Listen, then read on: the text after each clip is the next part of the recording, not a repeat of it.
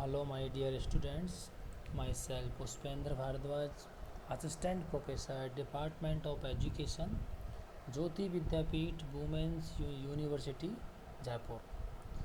Perfect competition में हमने थोड़े उसके बेसिक्स कैरेक्टरिस्टिक्स और ये सारी चीज़ें डिस्कस की। हम डिस्कस करने वाले methods of equilibrium for firm in perfect competition. Methods of equilibrium के मेथड्स कौन कौन से हैं परफेक्ट कंपटीशन इसलिए। First method is MR and MC method.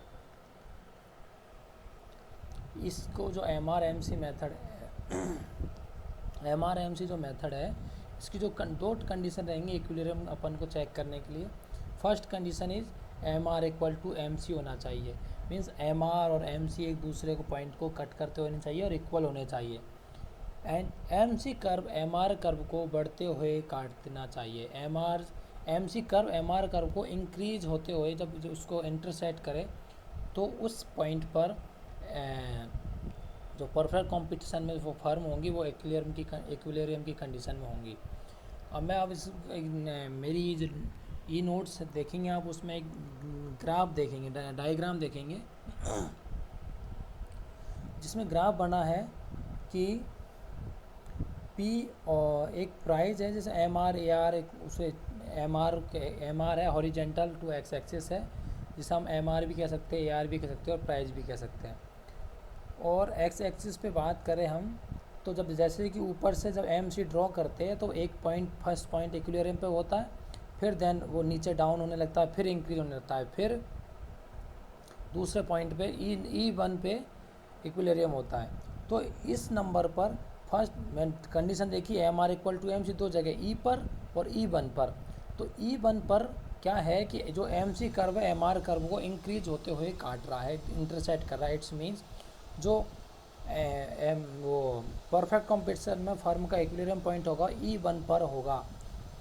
तो ये बात थी, ये सारी चीज़ें तो डिस्कस की हमने इसमें MR-MC मेथड को। अब बात करते हैं हम TR and TC method. TR-TC method की बात करें तो इसमें TR एक माइनस टोटल, TR और TC method means TR means total revenue minus total cost equal to profit maximisation. जो प्रॉफिट होगा वो मैक्सिमाइज होगा प्रॉफिट। इट्स मीन्स एक होगा, ड्रॉ करते हैं हम TR जो टोटल रेवेन्यू है उसको TR ड्रॉ कर दिया बिल्कुल स्ट्रेट।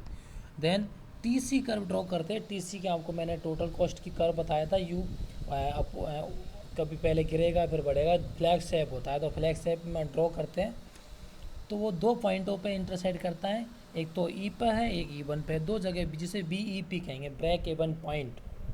ब्रेक इवन पॉइंट कहेंगे जहाँ ना तो प्रॉफिट है कंपनी को ना लॉस है। जहाँ पे TC TR दोनों इक्वल है, जिस पॉइंट पर इंटरसेक्ट हो रहे उस पॉइंट पर दोनों की दोनों इक्वल रहेंगे। No profit no loss means break even point.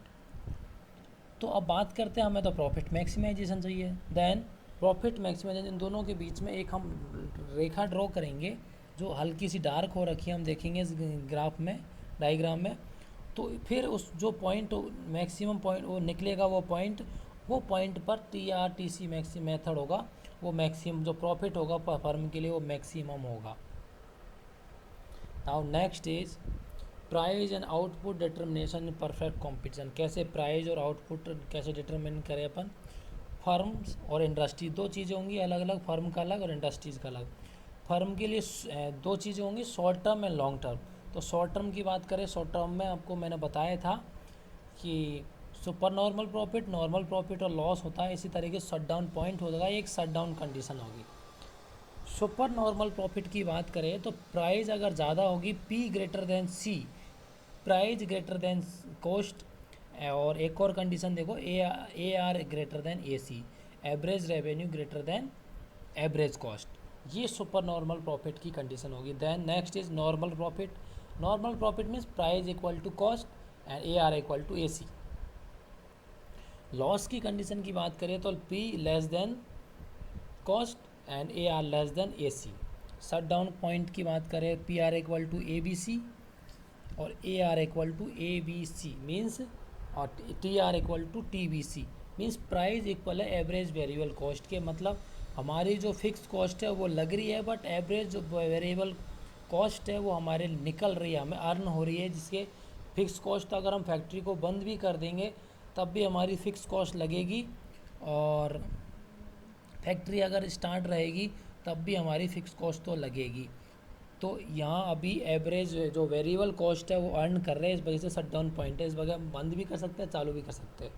But now next condition is shut down condition, जिसमें आपको फर्म को बंद करना ही पड़ेगा, जहाँ पर एवरेज वेरिएबल कॉस्ट या वेरिएबल कॉस्ट आपको अर्न नहीं हो रही होगी, तो बंद करनी पड़ेगी।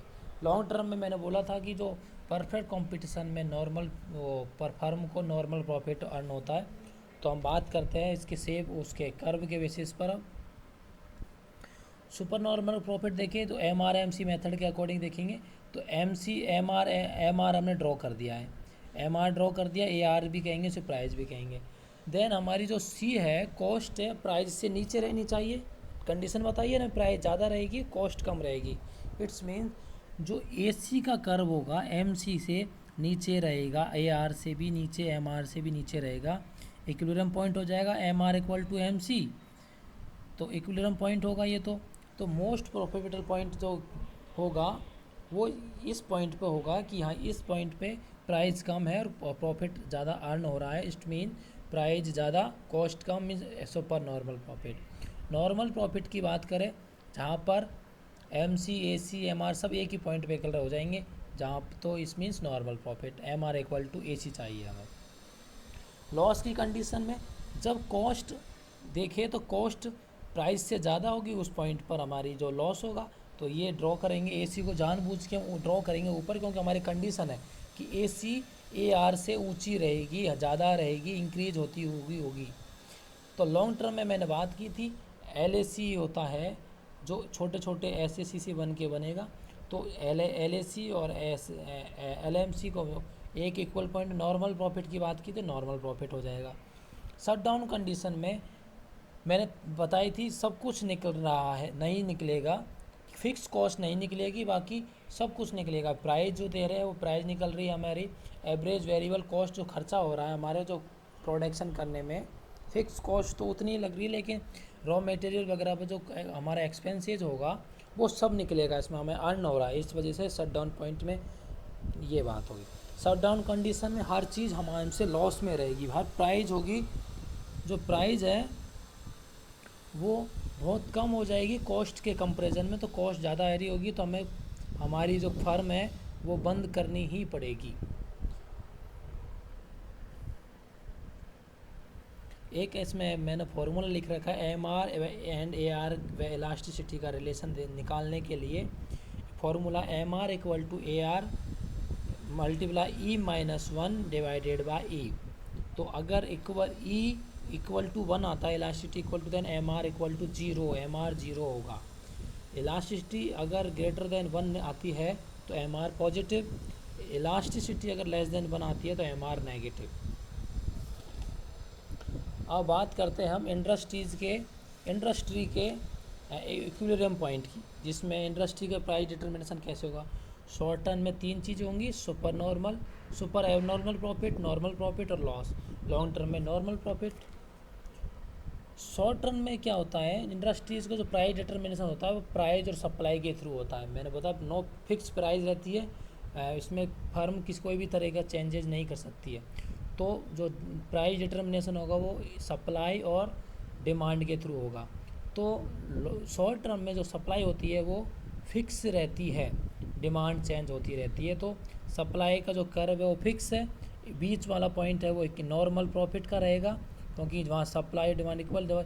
जैसे ही प्राइस थोड़ी नीचे जाएगी तो लॉस, और सप्लाई कम हो जाएगी फिर उससे, और थोड़ा सा जैसे ही प्राइस ज़्यादा जाएगी तो प्रॉफिट ज़्यादा हो जाएगा। मैं लॉन्ग टर्म में सप्लाई और डिमांड दोनों चीज़ें चेंज होंगी, तो चेंज होने पर हमें नॉर्मल प्रॉफिट ही होगा, हर बार चेंज जो इक्विलिब्रियम पॉइंट होगा नॉर्मल प्रॉफिट पे ही आएगा, तो ये चेंज हो जाएगा। आज हमने डिस्कस किया ये परफेक्ट कंपटीशन के प्राइस डिटर्मिनेशन के ऊपर, इक्विलिब्रियम मेथड वगैरह के ऊपर डिस्कस किया। कल नेक्स्ट टॉपिक साथ मिलेंगे बच्चों, थैंक यू।